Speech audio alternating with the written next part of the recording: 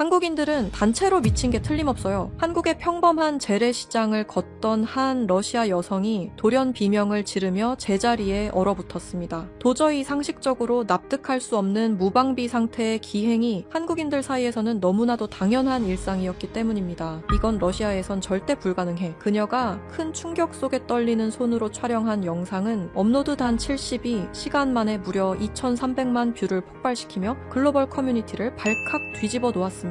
이게 지구상에 존재하는 나라라고? 한국인들은 도대체 정체가 뭐야? 그런데 한국에서 3년을 살았던 또 다른 러시아 여성은 이 영상을 보고 코웃음을 쳤습니다. 안녕하세요. 저는 러시아 상트페테르부르크에 사는 나탈리아 쿠즈네초바라고 합니다. 올해 52세이고 공립학교에서 30년째 역사를 가르치고 있어요. 제가 이 글을 쓰게 된 건 한국이라는 나라에서 정말 믿기 어려운 일들을 겪었기 때문입니다. 아직도 그때를 떠올리면 가슴이 두근거려요. 한국은 저에게 먼 나라였어요. 딸 아리나가 서울에 있는 대학에서 교환학생으로 한국어를 공부하고 있어서 가끔 영상통화로 그 나라의 모습을 보는 정도였죠. 딸이 잘 적응하고 있는 것 같아 안심하고 있었는데 그날 새벽에 걸려온 전화 한 통이 제 인생을 완전히 바꿔놓을 줄은 꿈에도 몰랐습니다. 그날 밤은 유난히 고요했어요. 다음 주 수업에서 다룰 표트르 대제의 서구화 정책을 정리하다 보니 밤 11시가 넘었더군요. 남편 세르게이는 소파에서 축구 중계를 보다 이미 잠들어 있었고 창밖으로는 내바강에서 불어오는 차가운 겨울바람이 유리창을 두드리고 있었습니다. 저는 노트를 덮고 침대에 누웠어요. 평화로운 밤이었습니다. 적어도 그때까지는요. 삐리리리 새벽 4시 11분 침대 옆 전화기가 미친 듯이 울리기 시작했어요. 처음엔 꿈인 줄 알았습니다. 하지만 전화벨은 멈추지 않았고 옆에서 자던 남편도 짜증스럽게 몸을 뒤척였죠. 도대체 누가? 부스스한 눈을 비비며 화면을 봤어요. 거기 뜬 이름을 보는 순간 등줄기가 서늘해졌습니다. 아리나. 한국에 있는 딸이 이 시간에 전화를? 시차를 계산해보니 한국은 낮 12시쯤일 텐데. 순간 불길한 예감이 척추를 타고 올라왔어요. 러시아에서 새벽 전화는 언제나 나쁜 소식이거든요. 떨리는 손으로 전화를 받았습니다. 아리나? 엄마, 나 죽을 것 같아. 숨이 멎었어요. 전화기 너머 딸의 목소리는 평소와 완전히 달랐습니다. 숨소리가 끊어질 듯 거칠었고 말 한마디 한마디가 고통에 짓눌려 있었어요. 배가 칼로 찌르는 것 같아. 열이 안 내려가. 39 도8부야. 엄마, 제발 와줘. 너무 무서워. 침대에서 벌떡 일어나면서 남편을 깨웠어요. 제 얼굴을 본 남편의 표정이 순식간에 굳었죠. 응급실은 갔어? 어제 갔는데 약만 주고 집에 가래. 약 먹어도 안 나아져. 계속 토해. 음식도 물도 못 넘기겠어. 세상이 무너지는 것 같았습니다. 평소 씩씩하고 독립적이던 딸이 이렇게 애원하는 건 처음이었어요. 얼마나 아프면 그런 거야. 알았어. 알았어.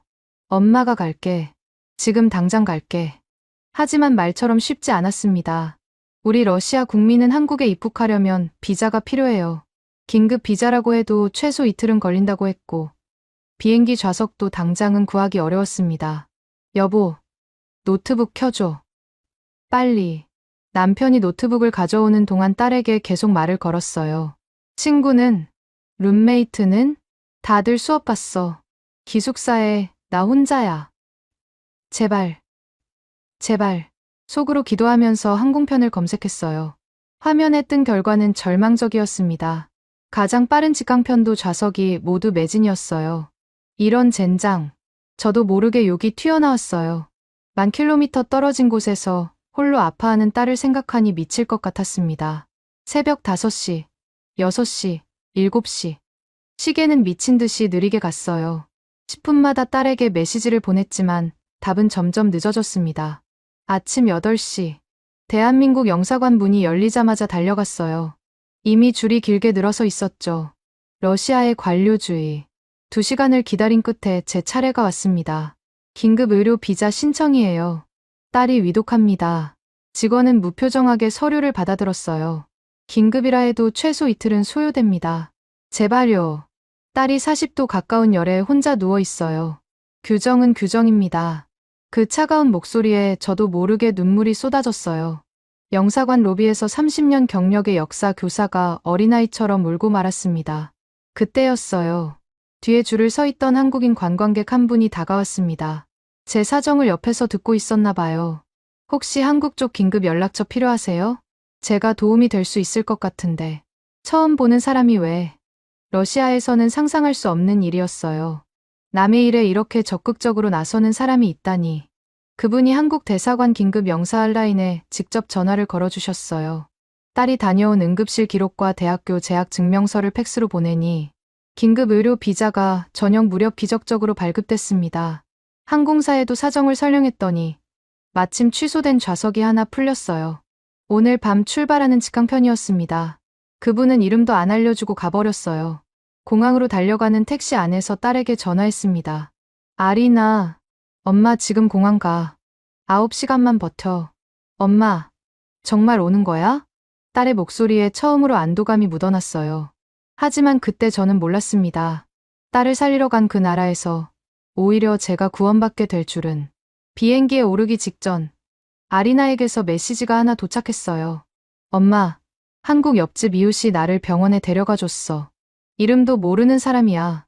밤새 옆에 있어줬대. 전화기를 쥔 손이 떨렸습니다. 이름도 모르는 사람이 외국인 유학생을 밤새 돌봐줬다고? 러시아에서는 이웃집 사람 이름도 모르고 사는데 그때 처음으로 한국이라는 나라가 궁금해졌습니다. 비행기가 활주로를 박차고 이륙하는 순간 온몸에 힘이 풀렸어요. 좌석에 등을 기대고 나서야 숨을 제대로 쉴 수 있었죠. 하지만 안도는 잠깐이었습니다. 이제부터 9시간. 아무것도 할 수 없는 9시간이 시작된 거예요. 창밖으로 상트페테르부르크의 불빛이 점점 멀어졌어요. 레바강이 가늘어지더니 이윽고 사라졌습니다. 저 아래 어딘가에 남편이 있고 제 학생들이 있고 내일 수업 준비물이 책상 위에 펼쳐져 있겠죠. 하지만 지금 그 모든 게 다른 세상 이야기처럼 느껴졌어요. 이륙한 지 1시간쯤 지났을까요? 아리나에게 보낸 메시지에 답이 없었어요. 2시간째도 없었습니다. 3시간째. 여전히 읽은 표시조차 뜨지 않았어요. 심장이 점점 빨라졌습니다. 혹시 의식을 잃은 건 아닐까? 혼자 쓰러져 있는 건 아닐까? 제발, 제발. 기내식이 나왔지만 목이 메어 삼킬 수가 없었어요. 옆자리에 앉은 러시아 신사분이 걱정스러운 눈으로 물었습니다. 괜찮으세요? 안색이 많이 안 좋아 보이는데. 딸이 한국에서 아파서 가는 길이에요. 아이고, 걱정이 많으시겠네요. 그분은 잠시 생각하더니 조심스럽게 말을 이었어요. 저는 사업차 한국을 자주 가는데요. 놀라운 나라예요. 특히 사람들이 낯선 사람한테도 친절하더라고요. 위로의 말이었겠지만 그 순간은 와닿지 않았어요. 머릿속에는 오직 딸 생각뿐이었으니까요. 딸이 어렸을 때가 떠올랐어요. 감기에 걸려서 끙끙 앓던 5살 아리나. 자전거를 타다 넘어져서 무릎에서 피가 났던 7살 아리나. 그때는 제가 옆에 있었어요.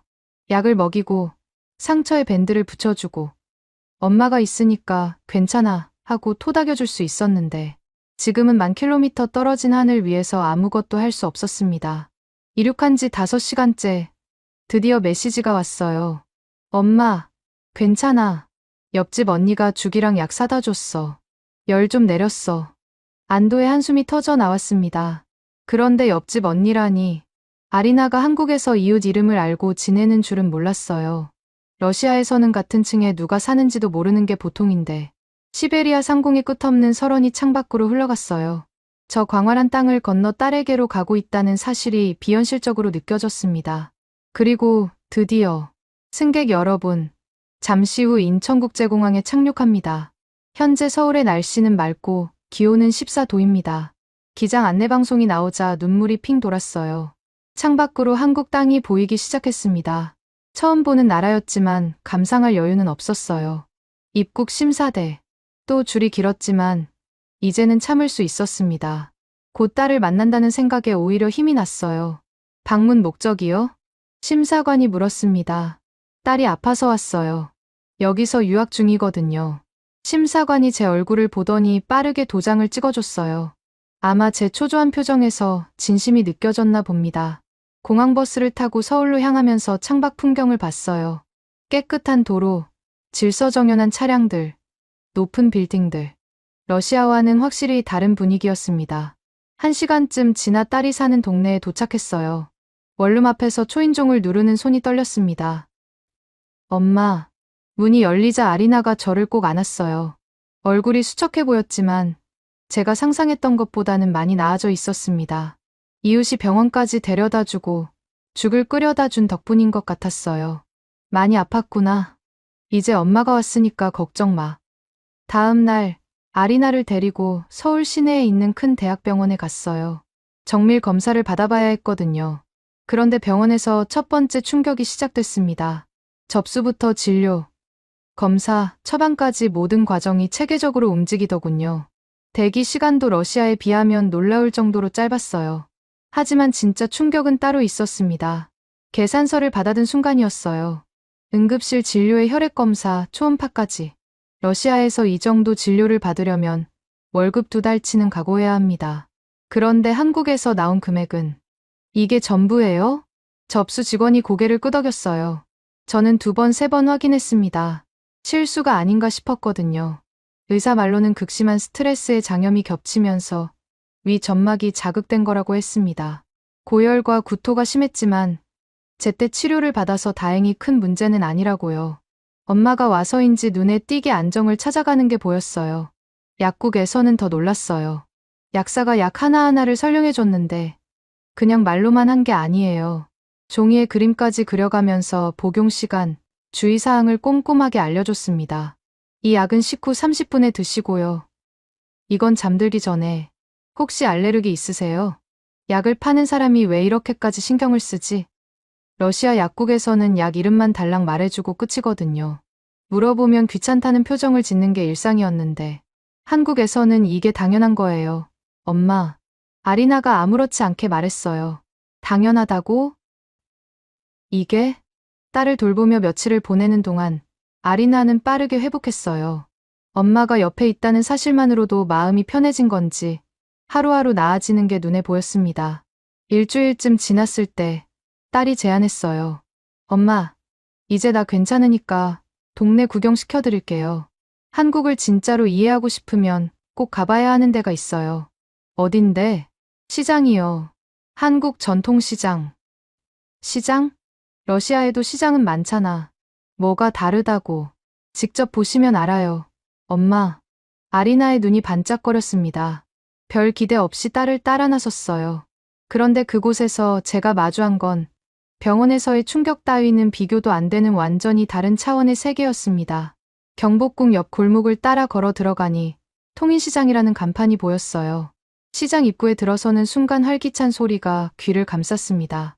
상인들의 목소리, 지글지글 기름 튀는 소리, 손님들의 웃음소리가 뒤섞여 하나의 리듬을 만들고 있었죠. 첫인상은 이랬어요. 러시아 시장이 철벽으로 둘러싸인 요새라면 여기는 마치 이웃집 거실 같았습니다. 문턱이 없었어요. 벽이 없었어요. 모든 게 열려 있었습니다. 그리고 바로 그 열려 있다는 사실이 저를 얼어붙게 만들었어요. 시장 안으로 몇 발자국 들어갔을 때였습니다. 한 과일 가게 앞에서 저는 완전히 멈춰버렸어요. 제 눈을 의심할 수밖에 없었습니다. 이게 뭐야? 길바닥에, 그것도 아무런 보호 장치 없이 고급 과일들이 산더미처럼 쌓여 있었어요. 샤인머스켓이라는 비싼 포도가 상자째 놓여 있었고 한국 돈으로 5만 원이 넘는 멜론들이 그냥 바구니에 담겨 있었습니다. 사과, 배, 귤까지 전부 포장도 없이 길 위에. 러시아였다면 절대 불가능한 일이에요. 모스크바나 상트페테르부르크의 시장에서는 비싼 물건일수록 더 철저하게 보호합니다. 유리 진열장 안에 넣고 자물쇠를 채우고 그 앞에 직원이 서서 눈을 부릅뜨고 감시하는 게 기본이에요. 그래도 도둑이 끊이지 않죠. 그런데 여기는 자물쇠도 없고 유리장도 없고 감시하는 사람도 없었습니다. 엄마, 왜 그래요? 아리나가 제 팔을 잡았지만 저는 말이 나오지 않았어요. 이렇게 비싼 걸 길에 그냥 놔둬도 돼? 여기선 다 이래요. 아무도 안 가져가요. 말도 안 돼. 러시아였으면 5분도 안 돼서 다 사라질 거야. 아리나는 그러니까 한국이 다른 거지라며 웃었어요. 더 안으로 들어가니 충격은 점점 커졌습니다. 통인시장에는 도시락 카페라는 독특한 시스템이 있었어요. 동전 같은 엽전을 사서 각 가게를 돌아다니며 원하는 반찬을 골라 도시락 통에 담는 거예요. 가게마다 반찬이 진열되어 있고 손님이 알아서 엽전을 내고 골라가는 방식이었죠. 잠깐. 손님이 엽전을 안 내고 그냥 가져가면 어떡해? 안 그래요, 엄마. 아니, 감시하는 사람이 없는데? 없어도 괜찮아요. 저는 한참을 서서 지켜봤어요. 정말이었습니다. 아이부터 어르신까지 모두 정직하게 엽전을 놓고 반찬을 가져갔어요. 혼잡한 와중에도 누구 하나 속이는 사람이 없었습니다. 러시아에서는 선불을 내는 것도 모자라 보증금까지 요구하는데 반찬 가게 앞을 지나갈 때 더 놀라운 걸 봤어요. 거스름돈이 담긴 바구니가 가게 앞에 그냥 놓여 있었습니다. 거스름돈은 여기서 가져가세요 라는 팻말과 함께요. 다리가 후들거렸어요. 아리나, 저 돈 진짜 돈이야? 네, 진짜예요. 손님들이 알아서 계산하고 거스름돈 가져가는 거예요. 믿을 수가 없어서 한참을 서서 관찰했습니다. 정말로 사람들이 돈을 넣고 잔돈을 꺼내갔어요. 더 많이 꺼내가는 사람은 없었습니다. 과일 가게 아주머니가 우리를 보시더니 사과 한 조각을 건네셨어요. 맛 좀 보고 가세요.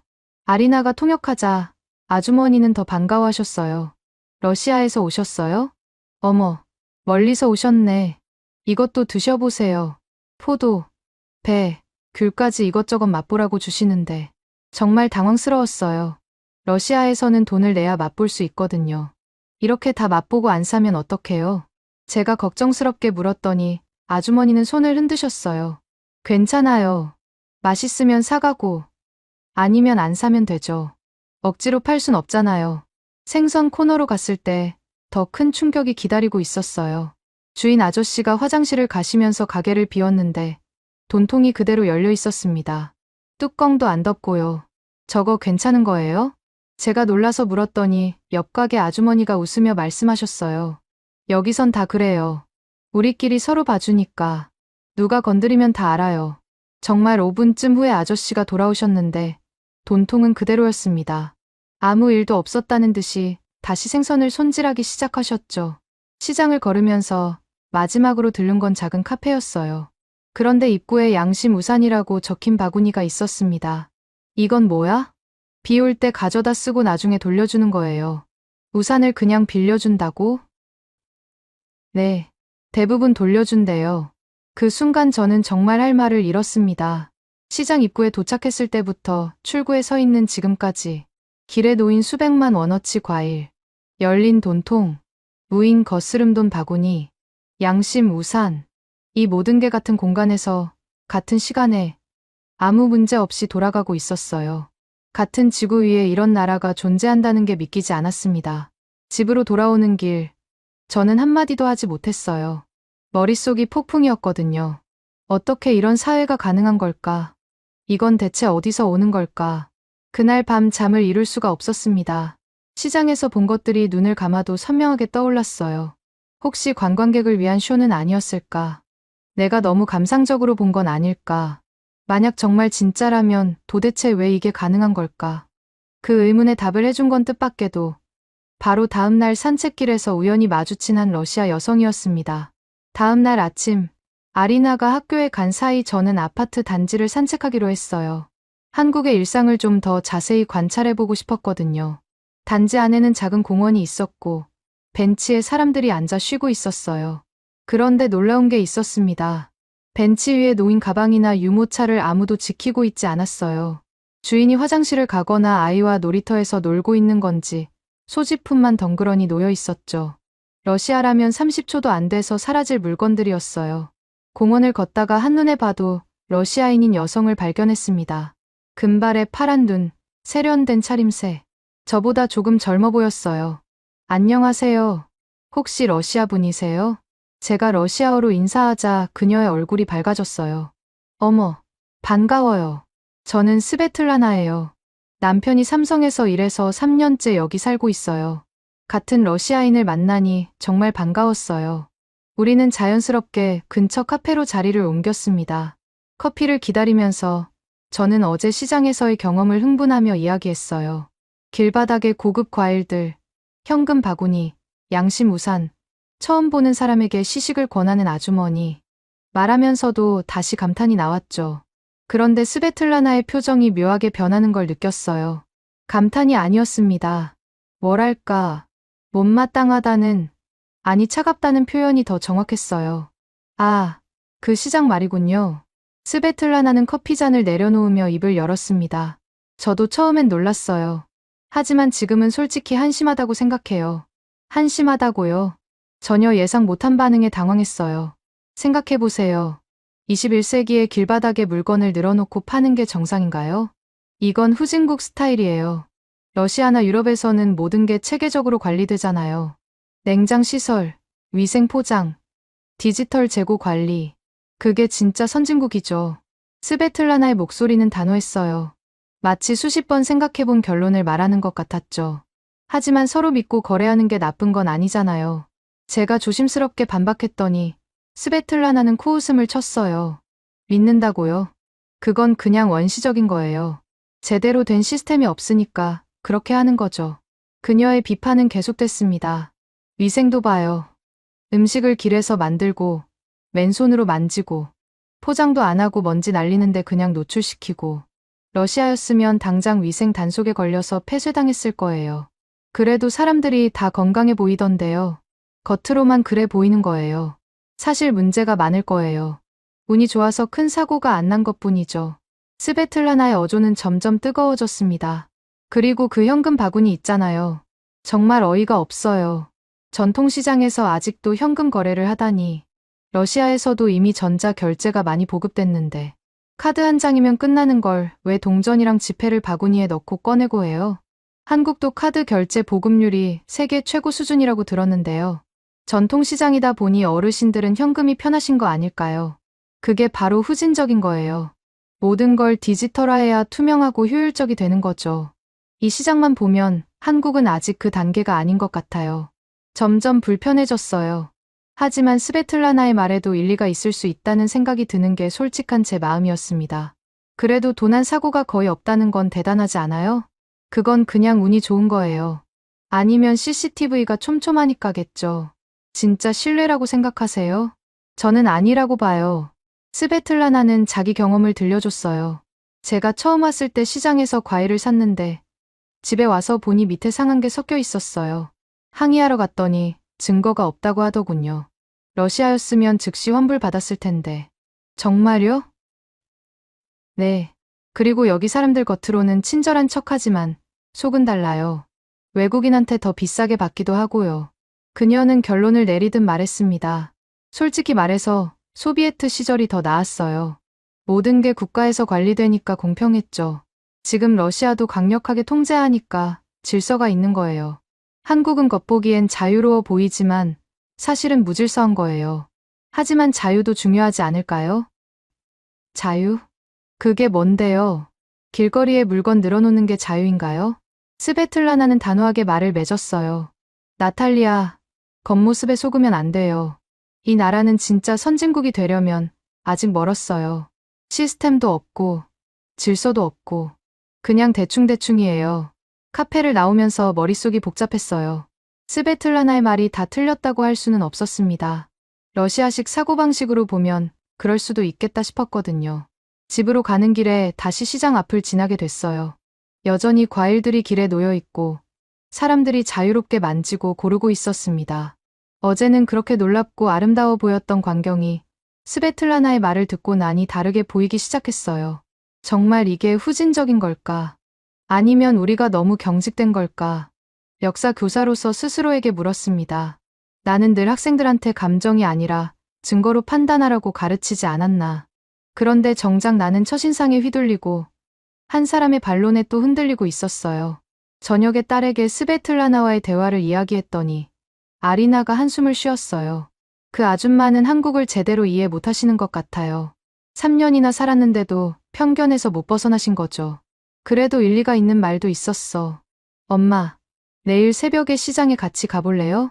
상인들이 준비하는 모습을 보면 진짜를 알 수 있을 거예요. 딸의 제안에 역사 교사의 본능이 깨어났어요. 그래. 감정이 아니라 증거를 수집하자. 스베틀라나가 맞는지, 내 첫 느낌이 맞는지, 내 눈으로 직접 확인하면 되는 거야. 내일 새벽, 결판을 내겠다고 마음먹었습니다. 다음 날 새벽 5시. 아직 어둠이 채 가시지 않은 시간에 딸과 함께 집을 나섰습니다. 찬 공기가 폐속으로 밀려들었지만 러시아의 추위에 비하면 아무것도 아니었어요. 다만 새벽 공기의 날카로움은 어디나 비슷하죠. 시장으로 걸어가면서 저는 마음속으로 다짐했어요. 오늘은 관광객이 아니다. 30년 경력 역사 교사로서 증거를 수집하는 조사원이다. 감탄도 실망도 나중에 먼저 눈으로 보고 사실을 기록하자. 시장에 도착하니 벌써 불이 켜져 있었어요. 상인들이 하나둘 가게를 열고 있었습니다. 가장 먼저 눈에 들어온 건 청소하는 모습이었어요. 한 과일 가게 아저씨가 가게 앞을 쓸고 계셨는데 자기 가게 앞뿐만이 아니었어요. 양옆가게 앞까지 그리고 손님들이 지나다닐 통로까지 깨끗이 쓸고 있었습니다. 물을 뿌려 먼지를 가라앉히고 걸레로 진열대를 하나하나 닦았어요. 스베틀라나가 뭐라고 했죠? 위생이 엉망이라고. 길거리에 먼지 날리는데 음식을 노출시킨다고. 새벽부터 수고가 많으시네요. 아리나가 통역하며 인사를 하자 아저씨는 환하게 웃으셨어요. 이 정도는 기본이죠. 손님들한테 깨끗한 물건을 드려야 하니까. 그 아저씨는 과일을 하나하나 확인하며 진열하기 시작했습니다. 놀라운 건 그 다음이었어요. 조금이라도 흠이 있거나 색이 바랜 과일을 발견하면 가차 없이 따로 빼놓았습니다. 이런 건 버리시나요? 아니요. 따로 모아서 주스 가게에 싸게 넘겨요. 버리면 아깝잖아요. 하지만 손님 진열대에는 절대 올리지 않아요. 스베틀라나가 상한 과일이 섞여 있었다고 했던 말이 떠올랐습니다. 이 아저씨를 보는 한 그건 극히 예외적인 일이었을 거예요. 새벽 5시부터 이런 정성을 들이는 사람이 상한 과일을 고의로 섞을 리가 없었으니까요. 옆 가게로 가니 할머니 한 분이 채소를 다듬고 계셨어요. 시든 잎을 하나하나 떼어내고 깨끗한 것만 골라서 진열대에 올려놓으셨죠. 그 손끝의 정성을 보면서 스베틀라나가 했던 말이 얼마나 편견에 찬 것이었는지 명확히 보였어요. 할머니, 이렇게 일찍부터 나오시면 힘드시겠어요. 아이고, 괜찮아. 40년째 이 일을 하고 있는데 이게 내 삶이에요. 좋은 물건을 팔아야 손님들이 또 오시잖아. 40년. 스베틀라나는 3년을 살면서 겉만 보고 후진적이라고 판단했지만 이 할머니는 40년을 이 자리에서 자신의 철학으로 장사를 해온 거였어요. 생선 코너로 갔을 때 더욱 놀라운 광경이 펼쳐졌습니다. 주인 아저씨가 새벽 4시에 노량진 수산시장에서 직접 사온 생선들을 손질하고 있었어요. 얼음을 계속 갈아 넣으며 신선도를 유지하려고 애쓰는 모습이 인상적이었습니다. 이 광어는 2시간 전까지 살아 있었어요. 보세요. 아직 몸이 탱탱하죠. 아저씨가 자랑스럽게 생선을 들어 보이셨어요. 정말 싱싱했습니다. 스베틀라나는 시스템이 없다고 했지만 이건 시스템이 없는 게 아니었어요. 중앙에서 통제하는 시스템이 아닌 각자의 자부심과 신뢰 위에 세워진 시스템이었습니다. 그때 정말 결정적인 장면을 목격했어요. 한 아저씨가 급하게 화장실을 가시면서 돈통을 가게 앞에 놓고 갔습니다. 뚜껑도 안 덮고요. 저는 일부러 시간을 재봤어요. 역사 교사의 검증 본능이 발동한 거죠. 1분, 2분, 3분. 사람들이 앞을 지나갔지만 아무도 쳐다보지도 않았어요. 4분, 5분. 아저씨가 돌아오셨습니다. 돈통은 그대로였어요. 스베틀라나가 뭐라고 했죠? CCTV가 촘촘해서 안 훔치는 거라고. 저는 주위를 둘러봤어요. 그 좁은 골목에 CCTV는 보이지 않았습니다. 보이는 건 오직 옆 가게 아주머니의 무심한 눈길뿐이었어요. 여기선 다 그래요. 우리끼리 서로 봐주니까. 감시가 아니라 돌봄이었어요. 통제가 아니라 신뢰였습니다.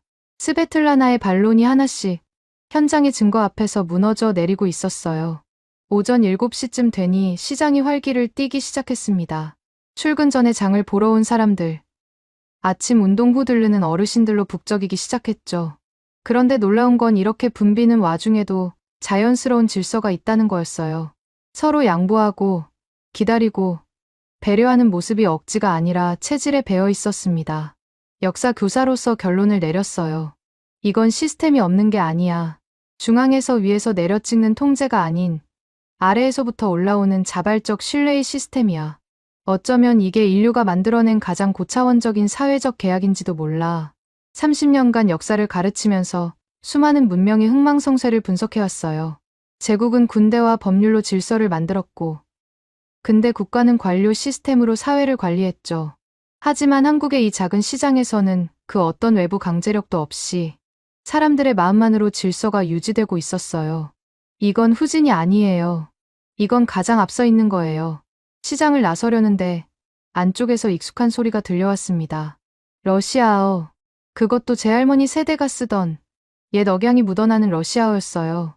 요즘 러시아에서도 거의 듣기 어려운 부드럽고 느린 리듬의 러시아어. 한국 재래시장 한복판에서 러시아어라니 가슴이 쿵 내려앉았어요. 엄마, 왜 그래요? 잠깐, 저 소리 들려? 러시아어야. 아, 그분들. 엄마 꼭 만나보셔야 해요. 아리나가 미소를 지었습니다. 무언가를 알고 있는 표정이었어요. 우리는 그 목소리를 따라 시장 안쪽으로 걸어 들어갔습니다. 그리고 거기서 저는 시장의 신뢰보다 더 충격적인 것과 마주하게 됩니다. 시장 안쪽 골목, 김치를 담그는 가게 앞에 할머니 세 분이 앉아 계셨어요. 커다란 대야에 배추를 절이고 양념을 버무리면서 러시아어로 대화를 나누고 계셨습니다. 그런데 그 러시아어가 이상했어요. 분명 러시아어인데 어딘가 낯설었습니다. 요즘 러시아에서는 거의 쓰지 않는 옛 표현들, 중앙아시아 억양이 살짝 섞인 부드러운 리듬. 제 증조할머니가 쓰던 말투와 비슷했어요. 안녕하세요. 제가 러시아어로 인사하자 할머니들의 얼굴이 한꺼번에 밝아졌어요. 어머, 러시아에서 오셨어요? 네. 상트페테르부르크에서 왔어요. 상트페테르부르크? 아이고, 레닌그라드. 할머니가 옛 도시 이름을 부르시는 순간 가슴이 뜨거워졌어요. 소비에트 시절의 이름을 자연스럽게 쓴다는 건 그 시대를 살았다는 뜻이니까요. 저희는 고려인이에요. 할머니 때 중앙아시아로 강제 이주 당했다가 한국에 온 지 20년 됐어요. 고려인. 그 단어를 듣는 순간 온몸에 전율이 흘렀습니다. 저는 역사 교사예요. 교과서에서 수십 번 읽었던 내용이 눈앞에 살아 있었어요. 1937년 스탈린의 명령으로 연해주의 한인 17만 명이 중앙아시아로 강제 이주당한 비극. 교실에서 학생들에게 가르칠 때는 그저 숫자였고 역사적 사건이었어요. 하지만 지금 제 앞에 그 역사가 주름진 손으로 김치를 담그며 앉아 계셨습니다. 세 분 중 가장 연로해 보이는 할머니가 류드밀라 할머니였어요. 올해 78이라고 하셨죠. 고려인 3세. 할머니, 그때 이야기를 들려주실 수 있으세요? 제 질문에 류드밀라 할머니의 눈가가 촉촉해졌어요. 우리 할머니한테 들은 이야기예요. 1937년 어느 날 갑자기 군인들이 들이닥쳤대요. 짐 싸라고, 1시간 안에 나오라고. 할머니의 목소리는 차분했지만 손끝이 미세하게 떨리고 있었어요. 연해주에서 중앙아시아까지 기차로 한 달을 갔대요. 짐칸에 사람을 실어서 먹을 것도 없고 물도 없고 추위에 떨면서 기차 안에서 죽는 사람도 있었고요. 숨이 막혔어요. 교과서의 한 줄이 이렇게 무거운 것일 줄은 몰랐습니다. 그때 우리 할머니가 가져간 게 딱 2가지였대요. 고추장이랑 된장. 그거라도 있어서 살았죠. 옆에 앉아 계시던 다른 할머니가 말을 이었어요. 맞아요. 아무리 어려워도 김치는 꼭 담갔어요. 양배추로라도. 러시아 사람들이 이상하게 쳐다봐도 포기하지 않았어요. 그게 우리가 한국인이라는 증거였으니까요. 30년간 역사를 가르치면서 수백 권의 책을 읽었지만 이렇게 살아있는 목소리로 역사를 들은 건 처음이었어요. 교실의 칠판 위에서는 느낄 수 없었던 무게가 이 작은 김치 가게 안에 가득 차 있었습니다. 한국에는 어떻게 오게 되셨어요? 소련이 해체되고 나서 기회가 생겼어요. 한국 정부에서 동포들을 받아준다고 해서 왔죠. 처음엔 말도 안 통하고 너무 힘들었어요. 우리는 러시아어 하는 한국인이니까 어디서나 이방인이었어요. 류드밀라 할머니가 갑자기 일어나시더니 안쪽에서 무언가를 가지고 나오셨어요. 이거 드셔보세요. 우리가 만든 특별한 김치예요. 그릇에 담긴 김치를 보니 보통 김치와 달랐어요. 색깔이 더 연하고 향도 독특했습니다. 이건 뭔가 다르네요. 러시아식 김치예요. 우즈베키스탄에서 구할 수 있는 재료로 만든 레시피죠. 고춧가루 대신 파프리카 가루도 쓰고 스메타나도 조금 넣어요. 한 입 먹어보는 순간 눈이 커졌어요. 한국 김치의 매콤한 깊이와 러시아 음식의 부드러운 크림이 절묘하게 어우러져 있었습니다. 이건 한국 음식도 아니고 러시아 음식도 아닌 두 문화가 만나서 탄생한 전혀 새로운 맛이었어요. 보르시에 이 김치 넣어서 먹으면 기가 막혀요. 러시아 친구들도 좋아해요. 보르시의 김치를 두세 개가 한 그릇 안에서 하나가 되는 거였어요. 할머니, 한 가지만 여쭐게요. 러시아가 한 일을 용서하셨어요? 조심스럽게 물었어요. 역사 교사로서가 아니라 러시아 사람으로서 꼭 묻고 싶었습니다. 류드밀라 할머니가 한참 저를 바라보셨어요. 그 눈빛에 원망은 없었습니다. 대신 아주 깊은 곳에서 올라오는 평온함 같은 것이 있었어요. 잊지는 않아요. 하지만 한국에서 용서하는 법을 배웠어요. 여기 사람들이 우리를 믿어줬거든요. 처음엔 말도 안 통하는 이상한 외국인이었는데 이 시장 사람들이 받아줬어요. 자리도 내주고 장사하는 법도 가르쳐주고 옆에 있던 한국인 상인 아주머니가 웃으며 끼어드셨어요. 이 할머니들 덕분에 우리도 러시아 손님 받을 수 있어요. 통역도 해주시고 류드밀라 할머니가 큰 김치통을 하나 내미셨어요. 가져가요. 러시아식이랑 한국식 섞어서 담았어요. 딸이랑 같이 드세요.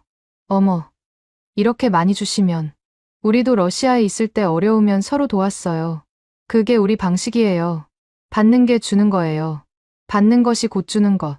그 말이 가슴 한가운데를 관통했어요. 집으로 돌아오면서 눈물이 멈추지 않았어요. 스베틀라나는 3년을 살면서도 이 따뜻한 인정을 한 번도 보지 못한 거예요. 겉모습만 보고 자신의 잣대로만 재고 마음을 열지 않았으니까요. 저녁에 딸과 함께 할머니들이 주신 김치로 보르시를 끓여봤어요. 러시아식 김치가 들어간 보르시는 정말 환상적이었습니다. 두 나라의 맛이 한 냄비 안에서 만나 전혀 새로운 것을 만들어내고 있었죠. 엄마, 맛있어요. 새로운 퓨전 요리네요. 그러게, 문화가 만나면 이런 아름다운 일이 생기는구나. 그날 밤, 잠자리에 누웠지만 잠이 오지 않았어요. 시장의 신뢰, 상인들의 정성, 고려인 할머니들의 눈물과 용서, 이 모든 게 하나의 큰 그림이 되어 머릿속을 채우고 있었습니다. 그리고 하나의 결심이 굳어졌어요. 이건 나 혼자만 알기엔 너무 큰 이야기다. 러시아 사람들이 반드시 봐야 한다.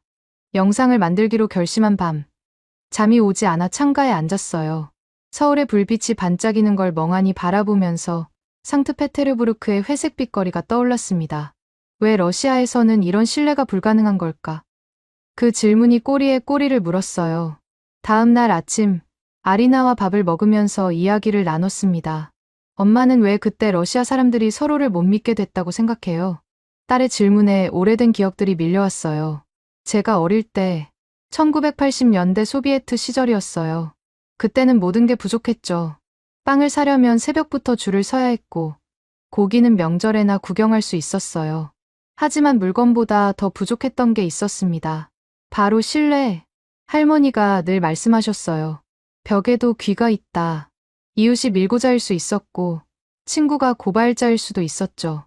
말 한마디 잘못하면 시베리아로 끌려갈 수 있던 시대. 우리는 진심을 드러내지 않았어요. 속마음을 숨기고 겉으로만 웃었죠. 그게 생존 방식이었어요. 상점에서도 마찬가지였습니다. 점원들은 손님을 도둑 보듯 했고 손님들도 점원을 의심했어요. 물건을 사면 반드시 그 자리에서 확인해야 했습니다. 집에 가서 열어보면 다른 게 들어있는 경우가 허다했으니까요. 기억나요? 할머니가 고기 사러 갔다가 속았던 이야기. 아리나가 물었어요. 가족 사이에서 유명한 일화였거든요.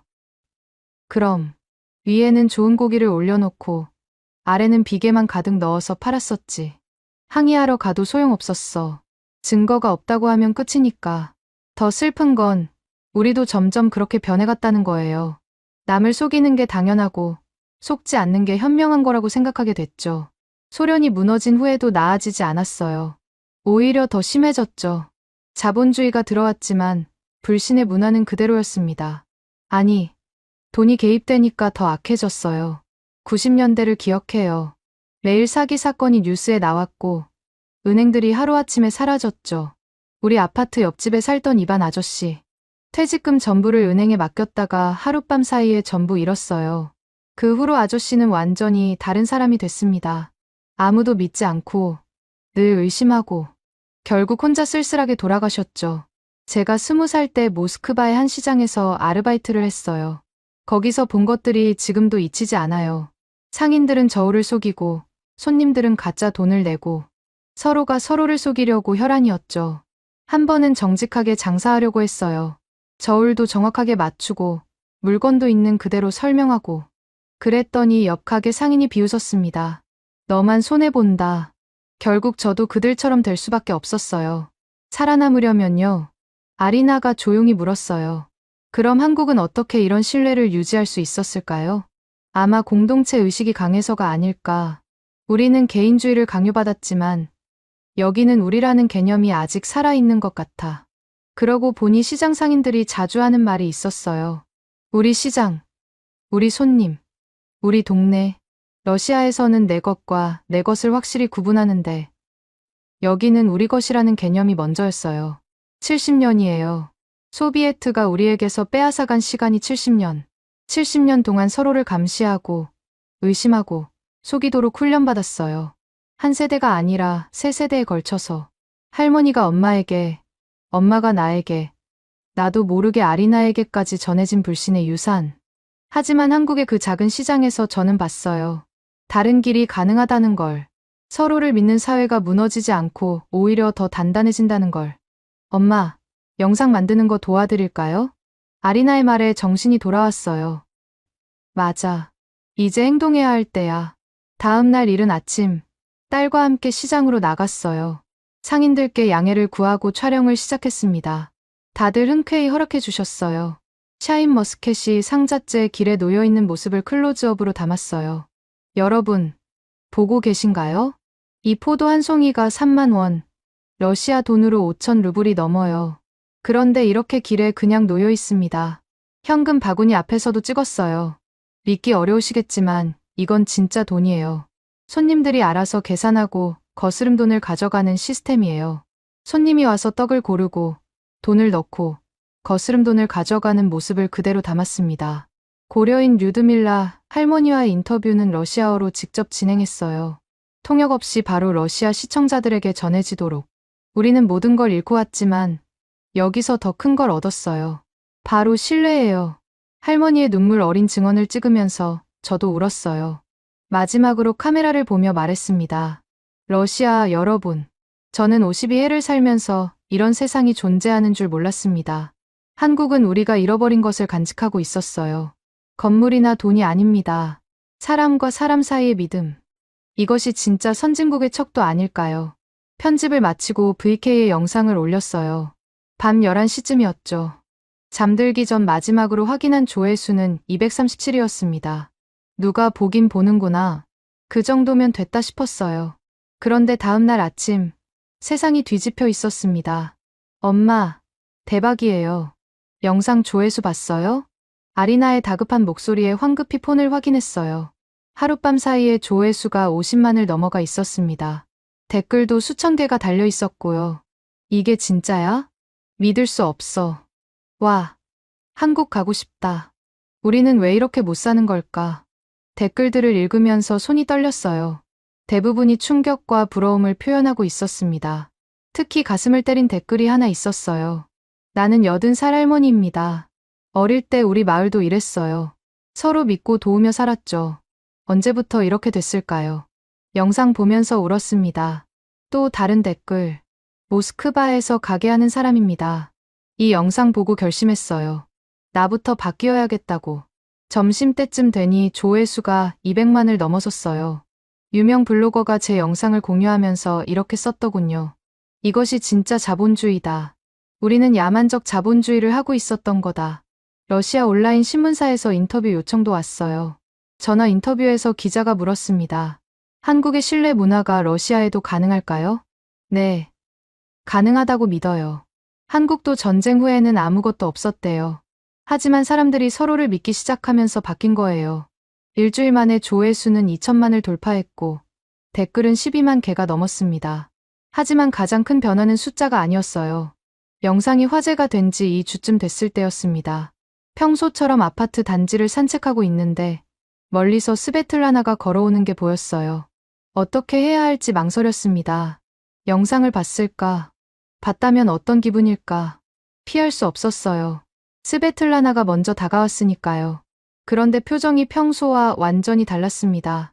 차갑고 거만했던 모습이 아니라 초췌해 보였어요. 눈이 부어 있었습니다. 나탈리아. 목소리가 떨리고 있었어요. 스베틀라나, 안녕하세요. 어색한 침묵이 흘렀어요. 스베틀라나가 먼저 입을 열었습니다. 영상 봤어요. VK에 올리신 거. 네. 제 경험을 공유하고 싶었어요. 그 순간 스베틀라나의 눈에서 눈물이 흘러내렸어요. 미안해요. 정말 미안해요. 그렇게 당당하던 사람이 울고 있었습니다. 저는 당황해서 벤치로 안내했어요.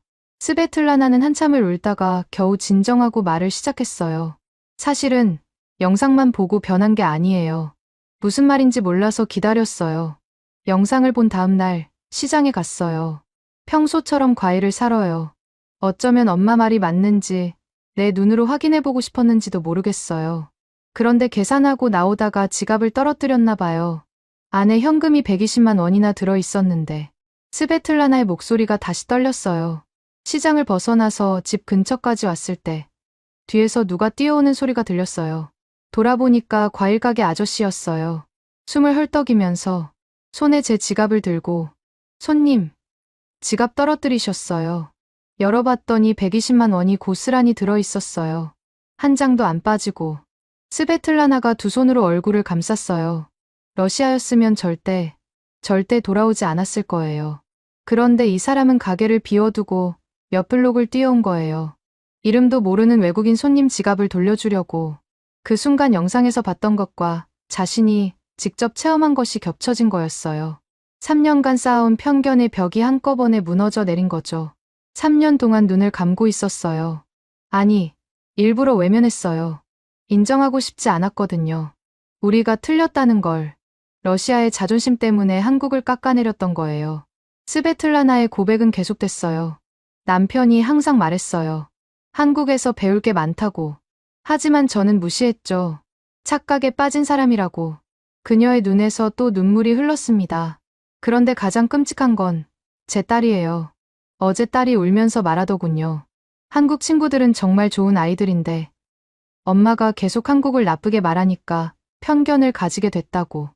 이제라도 친구가 되고 싶다고. 아이들은 금방 친해져요. 걱정 마세요. 나탈리아, 부탁이 있어요. 스베틀라나가 간절하게 말했어요. 저도 시장에 데려가 주실 수 있어요? 이번엔 제대로 보고 싶어요. 편견 없이. 열린 마음으로. 그럼요. 내일 아침에 같이 가요. 다음 날 아침, 스베틀라나와 함께 시장으로 갔어요. 그녀는 마치 처음 온 사람처럼 모든 걸 새롭게 봤습니다. 3년 동안 이 앞을 지나다녔는데 한 번도 제대로 본 적이 없었어요. 고려인 류드밀라 할머니들을 만났을 때 스베틀라나는 갑자기 무릎을 꿇었어요. 할머니, 죄송해요. 러시아인으로서 우리가 한 일이. 할머니들이 놀라서 스베틀라나를 일으켜 세웠어요. 아이고, 이게 무슨 일이야. 일어나요. 과거는 과거고 우리는 지금을 살아야죠. 류드밀라 할머니가 스베틀라나의 눈물을 닦아주시며 말씀하셨어요. 우리도 용서하는 법을 배웠어요. 그게 한국에서 배운 거예요. 스베틀라나가 물었어요. 어떻게 하면 이렇게 될 수 있는 거예요? 쉬워요. 그냥 믿으면 돼요. 먼저 주면 돌아와요. 먼저 주면 돌아온다. 할머니의 그 한마디가 그날 시장 전체에 울려 퍼지는 것 같았어요. 한국에서 머무는 동안 예상하지 못한 일이 하나 더 터졌어요. 러시아 국영방송에서 연락이 왔습니다. 나탈리아 씨, 특집 다큐멘터리를 제작하고 싶습니다. 한국의 신뢰 경제라는 주제로요.